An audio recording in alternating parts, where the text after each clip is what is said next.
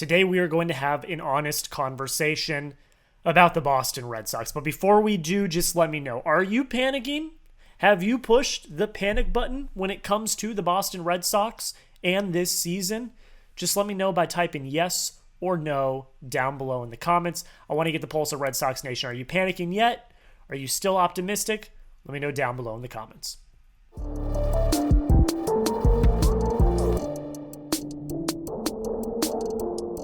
The Red Sox lose another game to the New York Yankees. They have officially lost the series, and it's getting close, if not already time to panic. And before we get into my entire thoughts, I just want to give a bit of a disclaimer when I say this.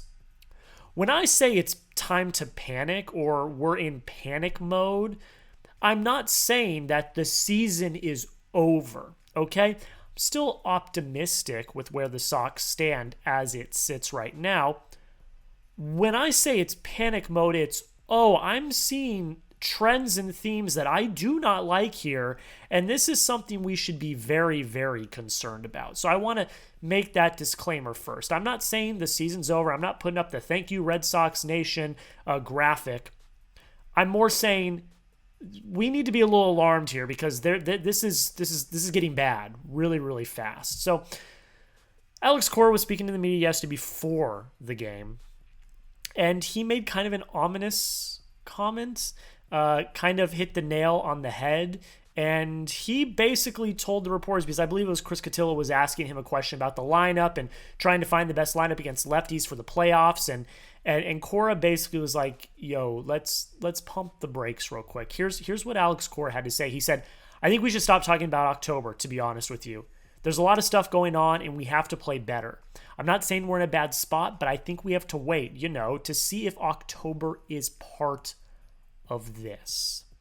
Now, why? Why is Cora talking like this? Why am I talking like this? Well, you remember that big cushion that I was talking about, as early as a few days ago that the Red Sox had in the wild card, and saying, they're going to, barring a circa 2011 collapse, the Red Sox are going to make the playoffs. Remember when I was talking about that? Well, as it stands right now, and I'm filming this at 9:48 p.m. on Saturday, so you guys will know the end of the Mariners game at that point. But if the Mariners beat the Angels, which is currently the bottom of the fourth, and it's 2-2, so we don't know the outcome of that game. If the Mariners win, you are tied with the Mariners for the bottom wild card spot in the American League.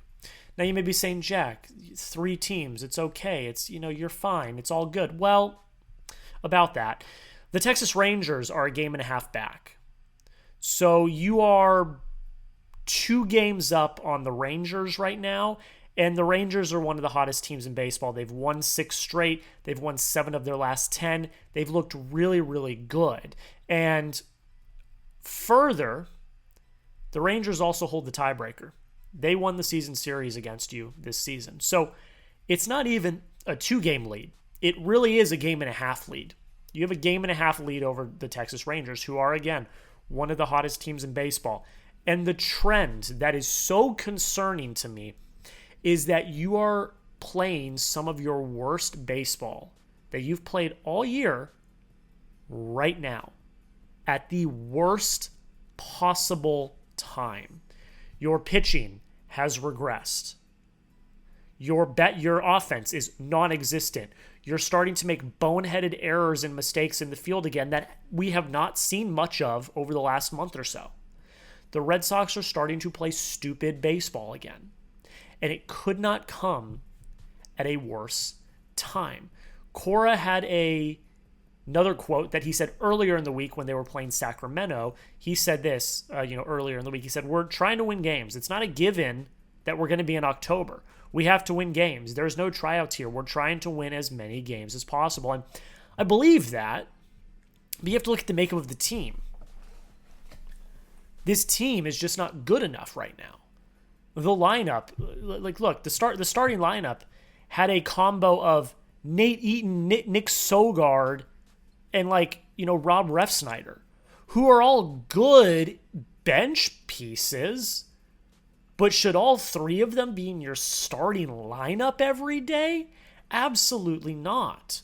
And I think a thing that is very troubling with this Red Sox team, and a trend that we've seen with this Red Sox team, is how really reliant they were on Roman Anthony. And how Roman Anthony was like a really big part of this team. I believe the record is 3-6 since Anthony got hurt. And I remember when Anthony got hurt, I got a lot of comments of people saying, Jack, you're overreacting. Jack, it's okay. Jack, it's going to be fine. Jack, stop being overreacting. Jack, blah, blah, blah, blah, blah. Welcome to another edition of where Jack was right. I think it's pretty obvious that the Red Sox need Roman Anthony. That Roman Anthony was a key piece of this lineup. And since he's gone down, the offense has been basically non-existent. So it's very troubling. You're playing some of your worst baseball that you could possibly be playing right now. You are lacking any depth at all in your lineup. You've got Ali Sanchez catching for Aroldis Chapman twice in the last week. And you are fading, fast, while the other teams behind you are surging. October's not guaranteed, folks. Because if you look at the upcoming schedules, and I don't have them in front of me, but I do know that the Red Sox remaining schedule is the Athletics, the Rays, the Blue Jays, the Tigers, and one more game with New York. 3 of those series, in my opinion, are tough. The Rays are the Rays, but they've been scrappy with the Red Sox all year, and it's down in Florida. You play Toronto, who leads the AL East. They're a powerhouse right now. And then you end the season playing the Tigers, who are one of the best teams in all of baseball, the best team in the American League. If you look at the schedules of the other teams, and again, I don't have them in front of me, but I saw the graphic earlier.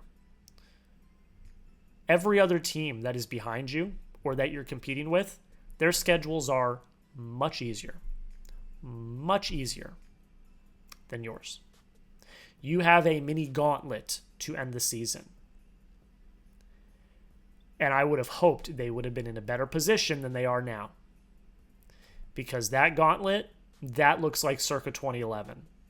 That looks like coming down to the last few days of the season, falling out of a playoff spot. So that's why I say, is it time to push the panic button? We'll see how today goes. Crochet on the mound. Let's see what happens. Then you play the Athletics at home. Let's see what happens. You know, maybe you rattle off 3-4 wins, and that's good. That'll help you.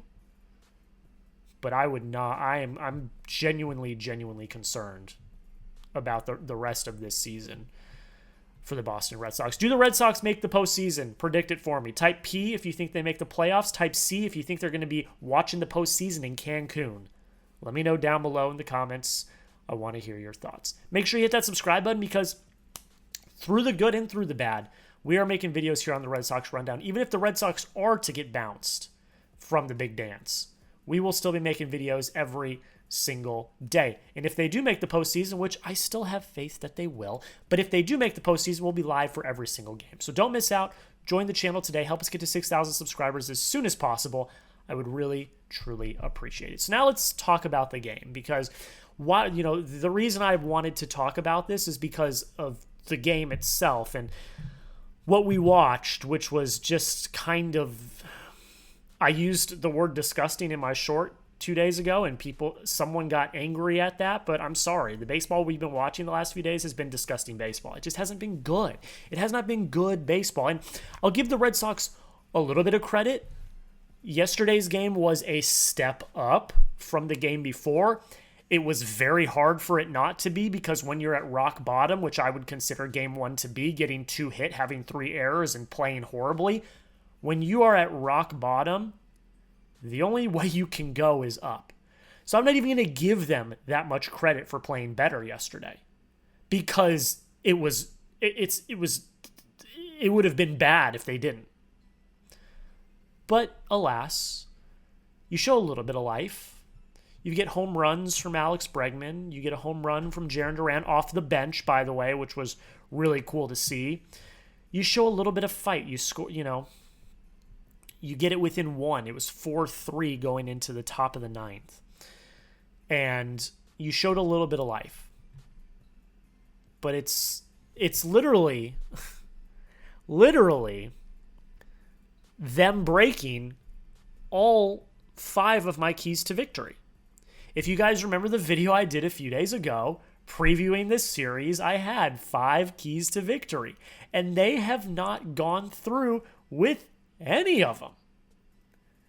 Key to victory number 1, clean first innings. Lucas Giolito didn't do it. Brayan Bello gives up 2 runs in the top of the first. It's bad. Brayan Bello pitched a bad game yesterday. I'm just going to call it like it was. He did not look good. You needed him to be a catalyst, and he just wasn't. You either man up or you don't, and he didn't. He didn't man up yesterday. So it's not great to see. Not great to see at all. Key to victory number 2, get out to a hot start. Red Sox didn't score their first run until the 5th inning, and at that point, the Yankees were already up 3-0. I don't know what you want me to tell you. It's deeply, deeply unfortunate. I don't know. I'm very pissed at the offense and how the offense has done because, like, it shouldn't be one player that derails your lineup. And I get it. Willier's also out. You missed Romy for a few days. But still, it really is the loss of Anthony that completely derailed this offense. And for them to not score a run until the 5th, then they score one in the 6th, they score one in the 8th. But 2 of them came off of home runs. And I've been saying this all year. Relying on the home run ball is never going to do you any good. It's not. It's not going to do you any good. The Yankees, while they hit a few home runs, they also moved runners over. They hit with runners in scoring position. The Red Sox went 1 for 7 with runners in scoring position today. They left 8 runners on base. Multiple opportunities. I forget what inning it was. What inning was it? Here it is right here. Bottom 6. You've got 2 runners on with 1 out. At that point, it's 4-1. At that point, it's 4-2. Connor Wong hits in a Nick Sogard. At that point, it's 4-2. You got 2 runners on with 1 out. Ceddanne Rafaela strikes out, swinging at a ball in the dirt. Romy Gonzalez strikes out. That's the end of the inning. What are we doing? Nick Sogard, he's at first base. There's a base hit into the left center gap. And for some reason, was it Sogard or was it Eaton? It was either Eaton or Sogard. Forgive me, I don't remember. One of the two takes off for third on a shallow, like, kind of line drive into the left field center gap. Like, what are we doing? Nate Eaton. It was Nate Eaton. Excuse me. Like, it's just bad. Number 3, get to their bullpen early. That was my 3rd key to victory for this series. Max Fried goes 5 1/3. He shoves. He gives up 2 runs on 9 hits and 2 walks, but he also Ks 6. You didn't really do much with the bullpen. Devin Williams gives a perfect 7th inning. Like, that's embarrassing. Devin Williams is bad. It's not good. Like I've already said, number 4, take advantage of their mistakes. The Yankees made mistakes, but you didn't take advantage. They had the lone error of the day, and you didn't take advantage. And then number 5, don't be stupid. We just went over it. Nate Eaton, he's at first base. Like, shallow line drive into the left center gap. And he's taken off to third and he gets thrown out. The next batter, Connor Wong, hits another ball into the outfield. Nate Eaton would have scored on that play. It would be a 4-4 ball game going into the 9th if that happens.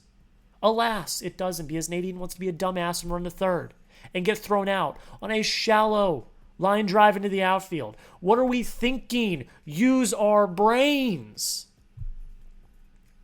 The Red Sox are playing baseball that they played at the beginning of the year. Stupid, stupid baseball. And it is the worst possible time to be doing that. It cannot happen.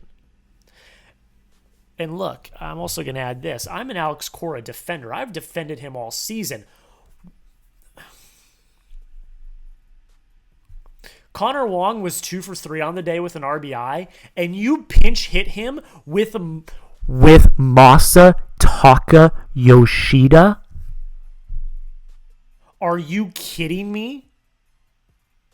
What are we doing, Cora? What is that? That's disgusting. Nate Eaton's 2 for 2. You pinch hit him with Duran. Now Duran hits a home run. It is what it is. But yeah, when you're not getting production from your 3, 4, 5 hitters, it's just not good. Story goes 0 for 4. I believe that's the second night in a row. I believe he's 0 for 8 in this Yankee series. Ref Snyder, 0 for 3 with a walk. Narvaez, 0 for 3. I don't know. I don't know what to do. Hopefully Willier's back at the beginning of this coming week. Hopefully that's the jolts that you need. But is it? I think it's Christian Campbell. And I think Coley from the Section 10 podcast agrees. He's been tweeting about it, and I agree with him. Get Campbell up here. He's been raking in AAA.